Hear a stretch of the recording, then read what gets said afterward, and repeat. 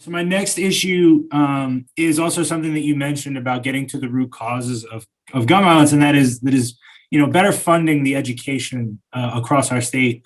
I focus mainly on Philly just because that's where Althea is based. Sure.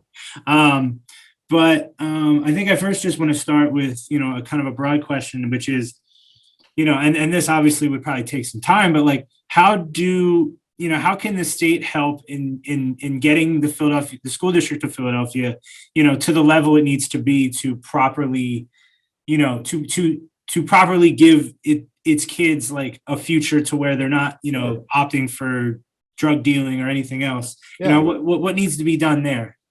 Well, Nigel, the city of Philadelphia, along with other communities across Pennsylvania, from rural communities to urban communities, are being shortchanged in our state capital when it comes to education.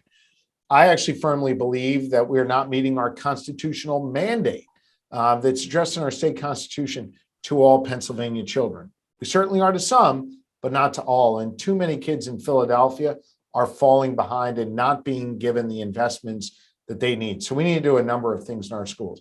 Number one, invest more dollars through what's known as the fair funding formula so that more dollars are driven out to schools in need, not to take money away from other schools, but to increase our investment in education.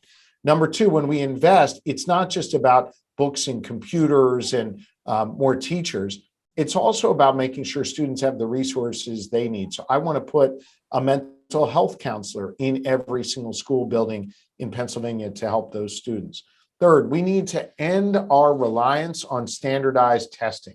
It does not measure how successful a student can be, and it doesn't help teachers teach. So let's end the reliance on standardized testing and instead put back into the curriculum more arts, more science, more humanities. And let's also bake into the curriculum more vocational, technical, and computer training so that students can achieve their objectives, their dreams, their goals, not some goal or dream or objective laid out by some bureaucrat in Harrisburg at the Department of Education. The reality is we need to help students excel and achieve, and we can do that by making investments and by making those structural changes to give students what they need to be successful.